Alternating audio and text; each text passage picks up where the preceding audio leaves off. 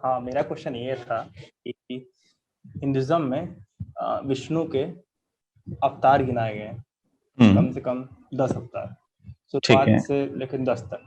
10th वाला अभी तक नहीं है।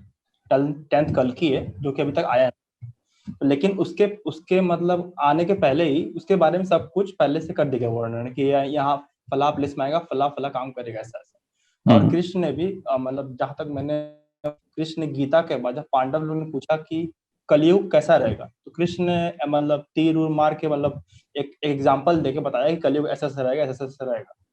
और इस तरह संत रविदास भी क्या कहते हैं, मतलब same same corona virus type का कुछ अपने पोयम के हिसाब से किए थे, माध्यम से किए थे। तो मेरा क्वेश्चन ये था कि क्या मतलब जो अवतार है वो पहले से मतलब कि मतलब ये अवतार आएगा, कृष्ण आए, बुद्ध आए, या फिर कोई आया है? और उसी में एक तो प्रश्न है कि क्या फ्यूचर देख सकते हैं, और अवतार आए हैं तो सिर्फ पुरुष अवतार क्यों है? महिला अवतार भी तो होना देखो, चाहिए ना, मतलब मैं बराबर उसकी नजर में। नहीं, ये तुम्हारी नजर में महिला पुरुष बराबर है, नेचर की नजर में महिला पुरुष बराबर नहीं, ये बात जान लेना। और ये जब मैं कह रहा हूं तो मैं नेचर की बात कर रहा हूं, मुझे कोई लेना देना नहीं तुम्हारे तुम्हारे नैतिक शिक्षा की किताब में क्या लिखा हुआ है स्त्री पुरुष के बारे में। स्त्री पुरुष दो अलग अलग जातियां हैं, दोनों की अलग अलग खूबियां हैं। स्त्री की एक खूबी तो है कि स्त्री के समर्पण के बगैर कोई धर्म बढ़े नहीं आज तक। दुनिया में जितने धर्मों की ग्रो हुई है वो सब स्त्रियों के समर्पण की वजह से हुई है, ये उनकी खासियत है। लेकिन स्त्री ने स्वयं कोई धर्म पैदा नहीं किया, उसका एक कारण है क्योंकि स्त्री जो है वो लड़ाकू नहीं होती।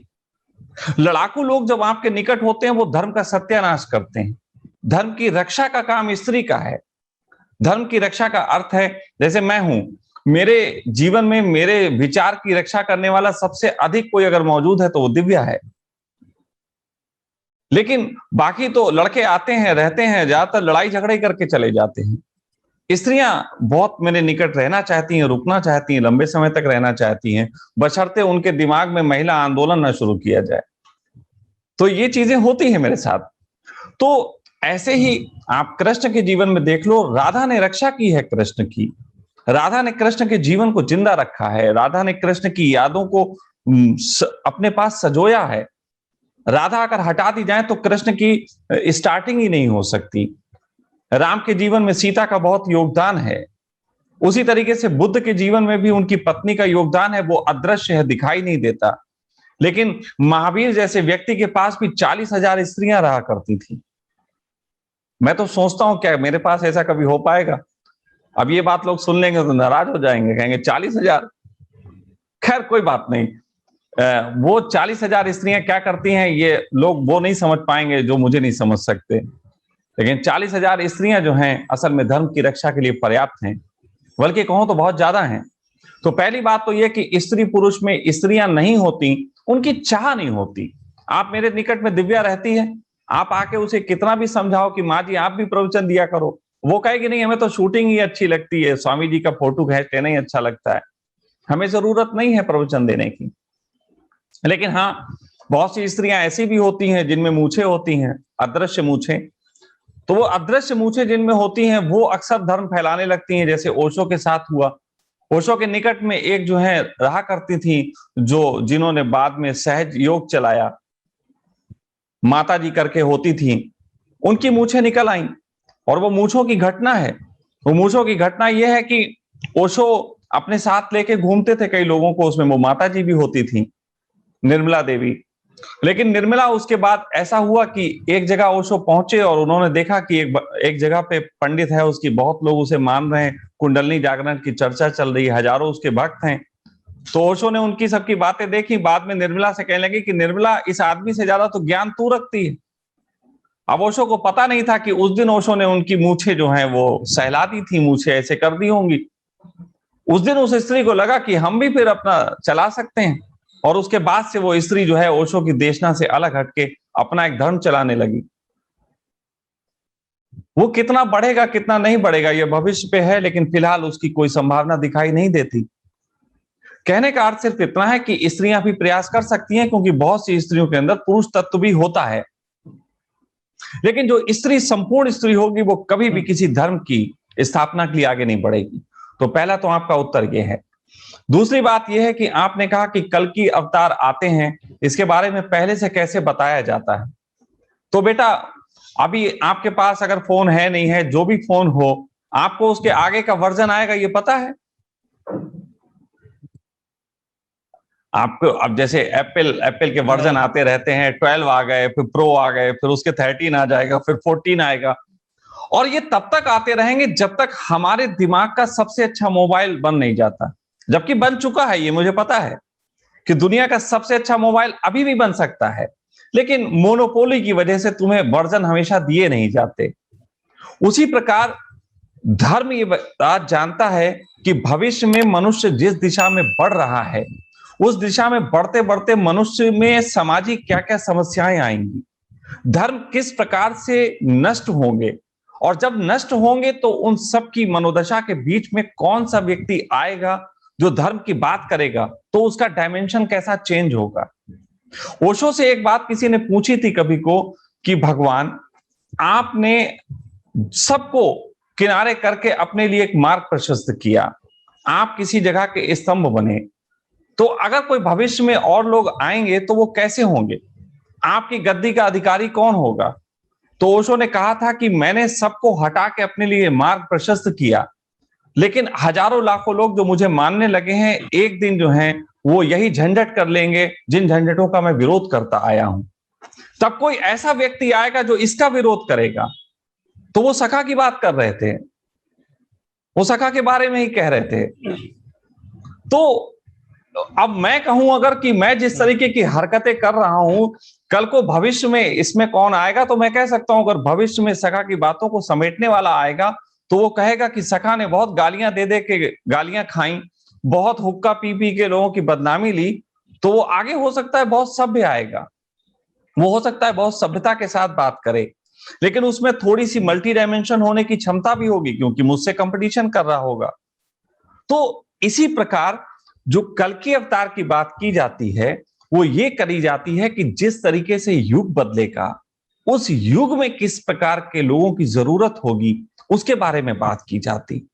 और सच बताएं तो बात यह है कि कलयुग की जो कल्पना की गई है वैसा कलयुग अभी आया ही नहीं है, और उस कलयुग में कल के अवतार आएगा तो पहले तो वो कलयुग आने दो, पहले तो अभी वो कलयुग। अब जैसे यहाँ पे बैठे बात सुन रहे हैं, कमल मोगा जी सुन रहे हैं और लोग भी सुन रहे हैं, तो इस बात को महसूस कर सकते हैं कि अभी ये जो शुरू हो गया है ना कि कोरोना आ गया है, अब वर्ल्ड बैंक की साजिशें खुल के आ गई हैं, तो अब कलयुग की शुरुआत हो रही है। रियल मानों में कलयुग की अब शुरुआत हो रही है, और उस शुरुआत के होने में कोई मल्टी डायमेंशन को आना पड़ेगा इनसे लड़ने के लिए।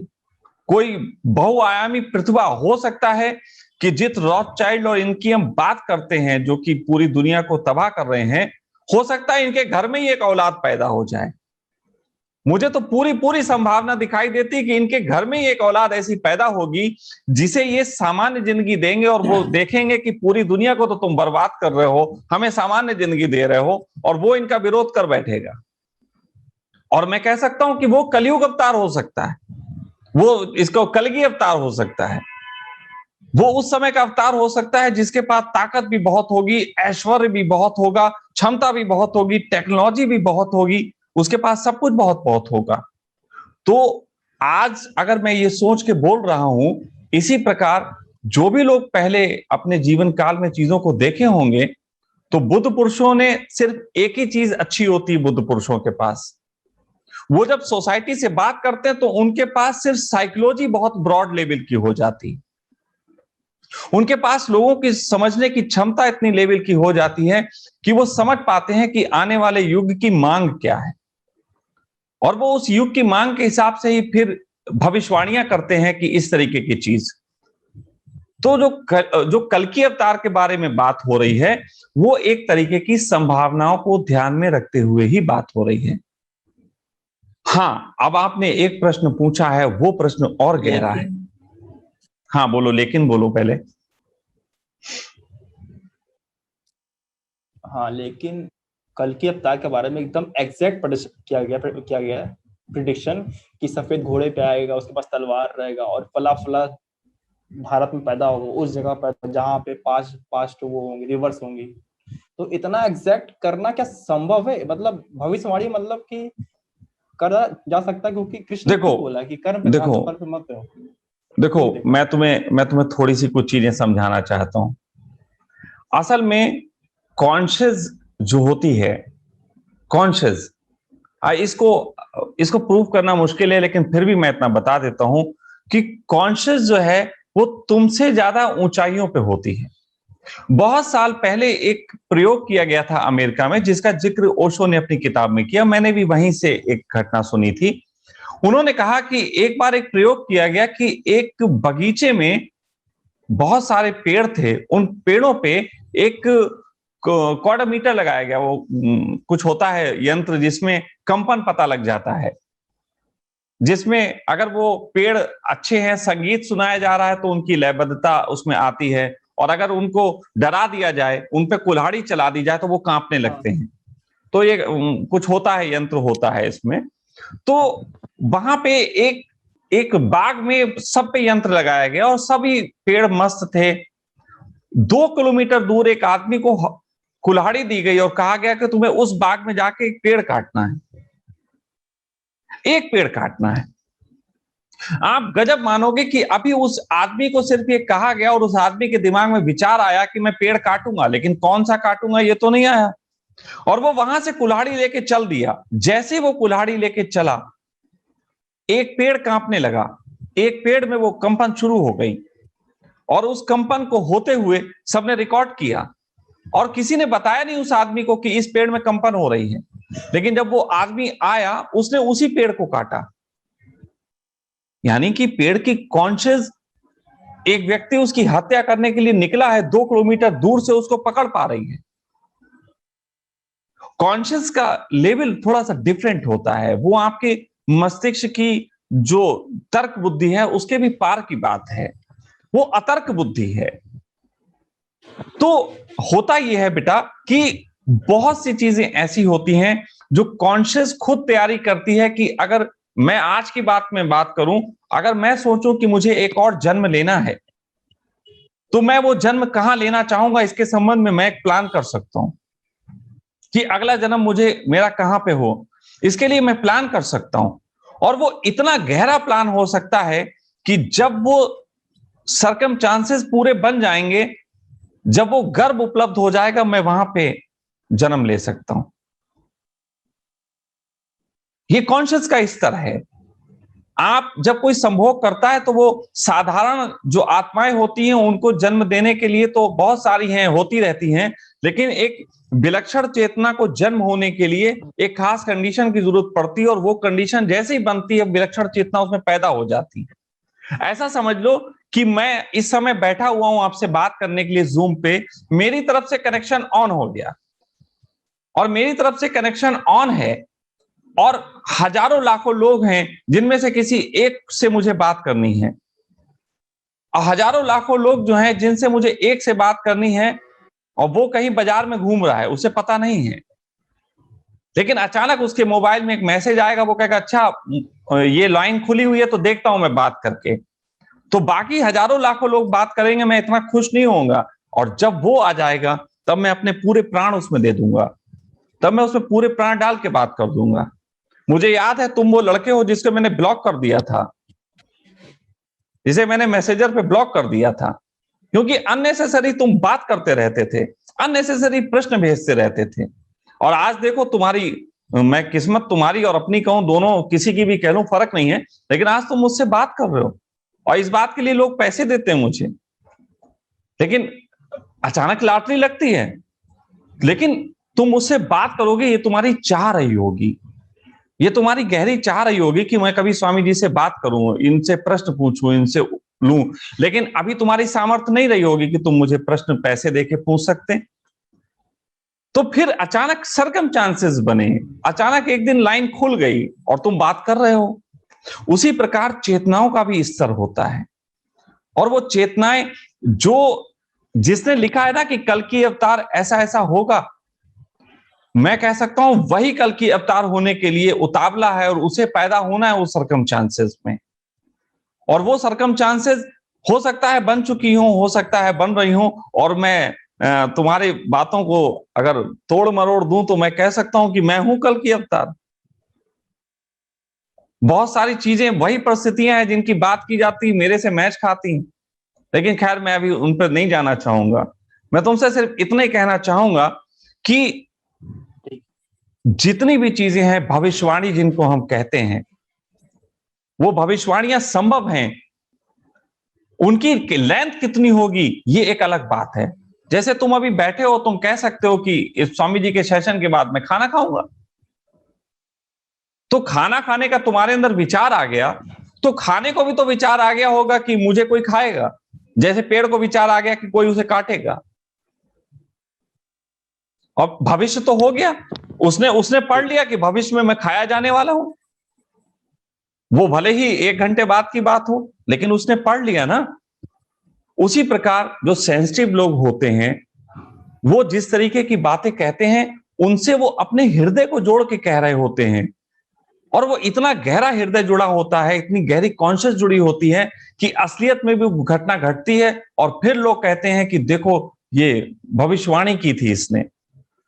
सच बात तो यह है उसने अपने बारे में ही बताया होता है, लेकिन कॉन्शियस के इतने लंबे जाल हैं कि हो सकता है तुम्हें वो व्यक्ति ना दिखाई देता हो जिसने वो बताया था। तुम कहोगे कल की अवतार तो कोई और हुआ, बताया किसी और ने था। नास्ट्रेडमस बता रहा था कि इंदिरा गांधी के बारे में, तो नास्ट्रेडमस इंदिरा गांधी थोड़ी ना है। तुम तो ये प्रश्न करोगे, तो उसका उत्तर यह है कि नास्ट्रेडमस 20 की कड़ी हो सकता है। एक मोबाइल होता है बात करने वाला, एक कॉल करने वाला, और एक बीच में ऑपरेटर भी होता है। ऑपरेटर भी पार्ट है उस चीज का। लेकिन ये मैंने कहा ना, कॉन्शियस के इतने गहरे जाल हैं, इनको तुम उस बुद्धि से नहीं समझ सकते जिस बुद्धि से तुम किताबें पढ़ते हो। इस बुद्धि को समझने के लिए तुम्हें थोड़ी देर के लिए खुद कॉन्शियस होना पड़ेगा। इसीलिए जो लोग ये किताबी ज्ञान से आगे बढ़ के अंतर जगत के ज्ञान की तरफ जाते हैं, उनको बहुत सी जानकारियां अचानक होने लग जाती। आज मैं जैसे तुम्हें बता दूं, मैंने कल की अवतार के बारे में कभी नहीं पढ़ा, लेकिन मैं तुमसे कल के अवतार के बारे में बातें कर रहा हूं, क्योंकि मुझे कोई लेना देना नहीं कि वो कल के अवतार के बारे में क्या लिखा गया है। मुझे तो सिर्फ ये लेना देना है कि इस तरीके की बातें जो करते हैं उनकी कॉन्शियस का स्तर क्या होता है।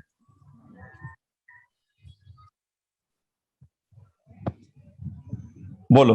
ठीक है।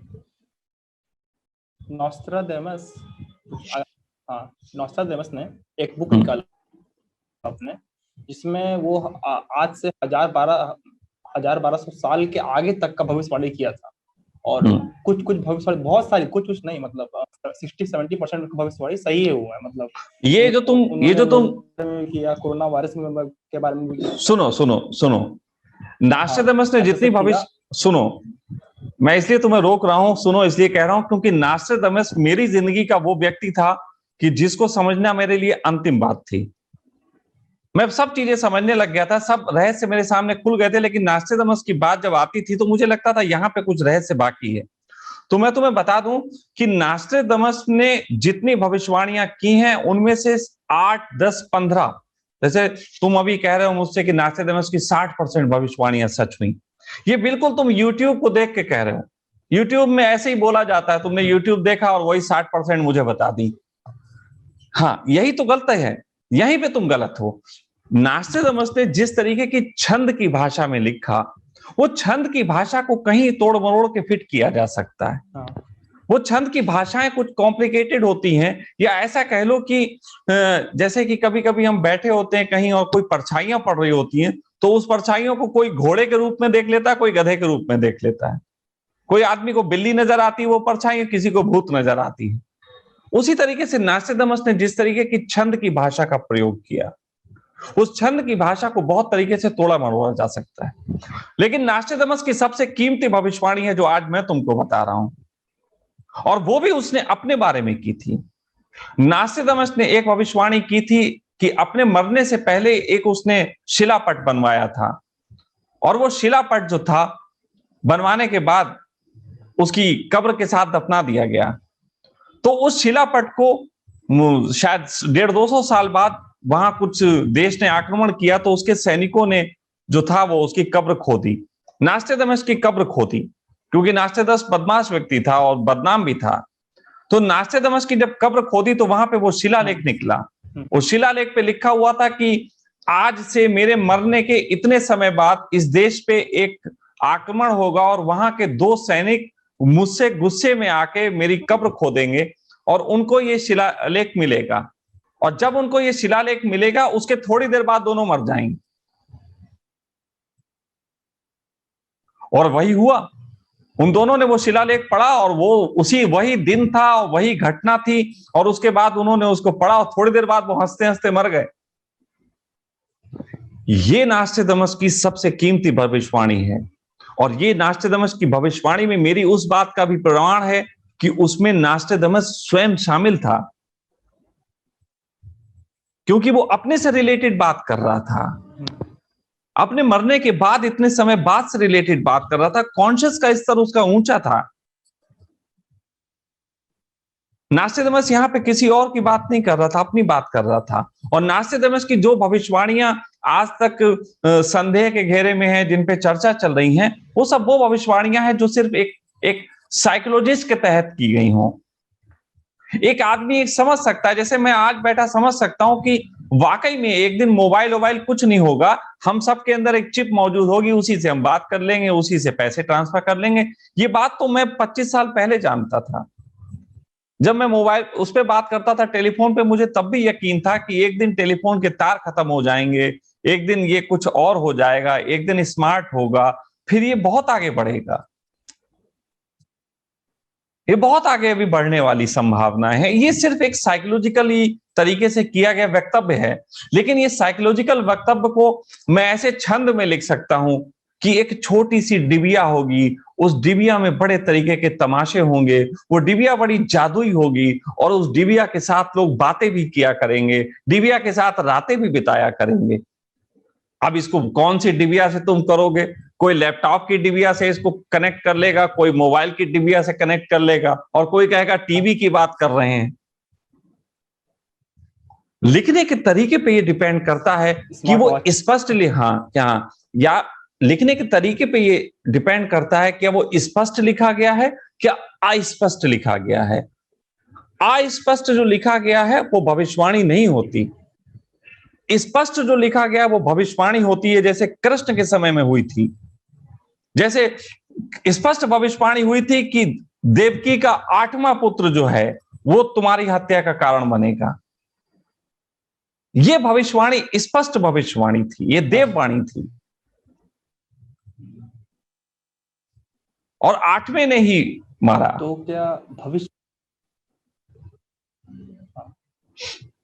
क्या भविष्य देखा, मतलब पहले से क्या तय है? आपका मैंने एक वीडियो देखा था, स्पिरिचुअल एस्ट्रोलॉजी। यस।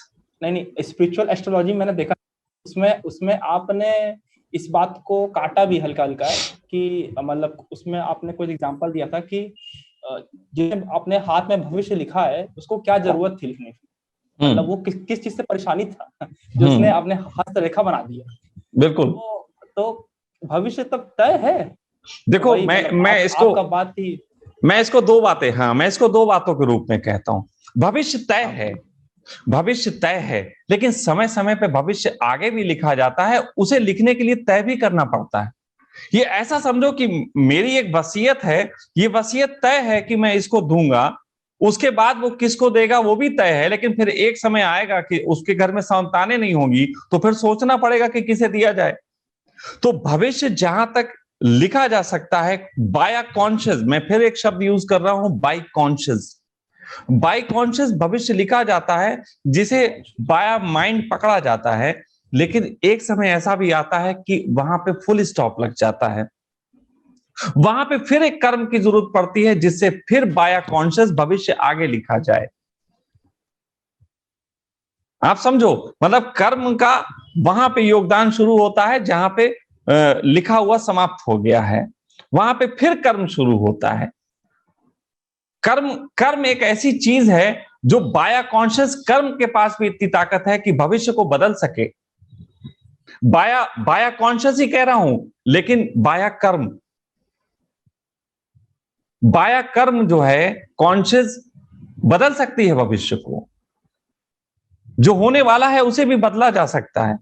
अब इस संबंध में अगर मैं अपनी बातें कुछ करूंगा अनुभवों की, और वो ऑनलाइन होंगी, तो कहीं ना कहीं लोग मेरे पास आने लग जाएंगे भविष्य बदलवाने, इसलिए मैं थोड़ा बचता हूं इन चीजों से, कि मुझे सो कॉल्ड बाबा नहीं बनना।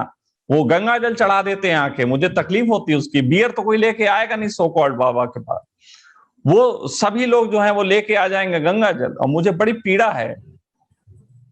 इसलिए मैं इन बातों को अभी यहां नहीं उठा रहा हूं, लेकिन कभी जीवन में मिलना हुआ तो मैं तुम्हें व्यक्तिगत रूप से वो बातें बता सकता हूं, कि जिन बातों के तहत मैंने जीवन में कई बार ऐसा हुआ कि सैटर्न था, ये सैटर्न था कि ये होना ही था, और उसको बदला। और कई बार ऐसा था कि ये सैटर्न था, लेकिन मुझे लगा कि ये सही है, और उसे होने भी दिया।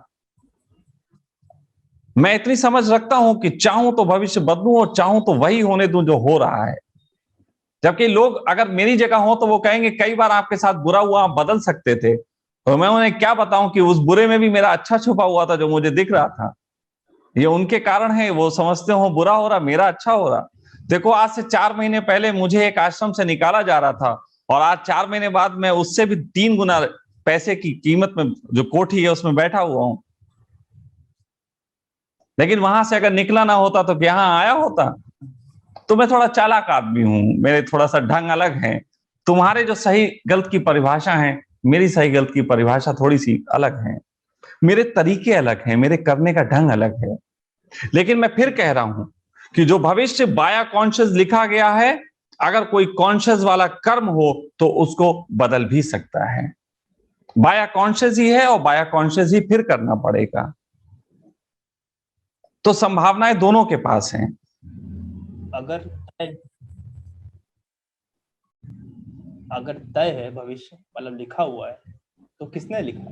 कॉन्शियस ने। हाँ, कॉन्शियस ने बेटा। तुम अभी अभी जाके अपनी मम्मी को बोलो कि मुझे मटर आलू की सब्जी खानी है, ये तुम्हारे कॉन्शियस नहीं लिखा है। मटर आलू की सब्जी बना ले, वो भविष्य में बन रही है। आप समझ नहीं पा रहे। वो मटर आलू की सब्जी जो आपने मांगी है वो भविष्य है, और वो आपकी कॉन्शियस द्वारा आपकी मम्मी को कहा गया था, जिसने इंतजाम किया। उसी तरीके से मेरे जैसा व्यक्ति किसी कॉन्शियस से कुछ मांगता है, तो पूरी ब्रह्मांड की जो ऊर्जा है वो उसमें लगती है काम करने के लिए। हाँ, कभी कभी नहीं भी लगवाता हूं, कभी अपने आप ही कर लेता हूं। हर बार उसको तकलीफ क्या देनी? जहां तकिया काम आ सकती हो वहां हाथ लगा के क्यों लेटना? तो ये समझदारी है कि कहां पे उससे काम लेना है और कहां पे छोड़ देना है। हाँ, मेरी जगह आप होते तो हर जगह सोचते कि अब तो विचारों से ही काम कर लें। लेकिन इतना ही बेटा मेरे और आपके बीच अंतर है कि मुझे लगता है जहां पे भाव से काम करना है मैं वहां भाव से काम करता हूं, जहां कर्म जरूरी लगता है वहां कर्म करता हूं, और जहां विश्राम जरूरी लगता है वहां विश्राम करता हूं। और उससे बढ़ के बात, जहां पे अपने सामने नष्ट होने देखने का आनंद होता है वहां नष्ट भी होने देता हूं। और ये चौथी बात थोड़ी मुश्किल है समझना।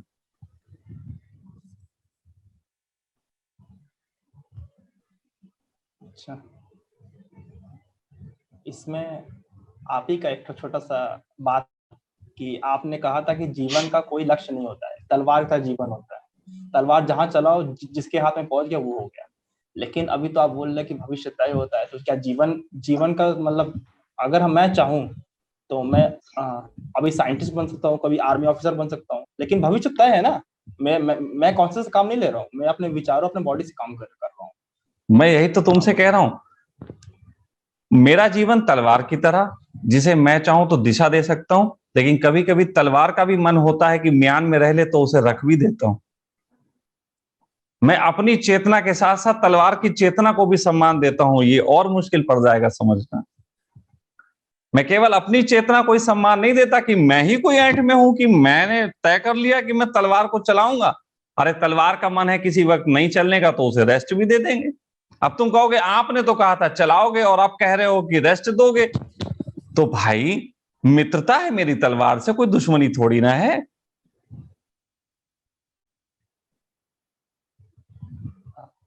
सही बात। चलो ठीक है यश, बहुत अच्छा लगा तुमसे बात करके। आज मुझे तुम्हारे अंदर थोड़ा हेजिटेशन फील हो रहा था, लेकिन तुम आगे और अच्छे से मुझसे बात करोगे, हम लोग आगे भी बात करेंगे। तो मुझे उम्मीद है तुम बिल्कुल मित्रवत मुझसे बात करोगे और फिर और अच्छे से कर पाओगे। तो हम फिर मिलेंगे, ठीक है।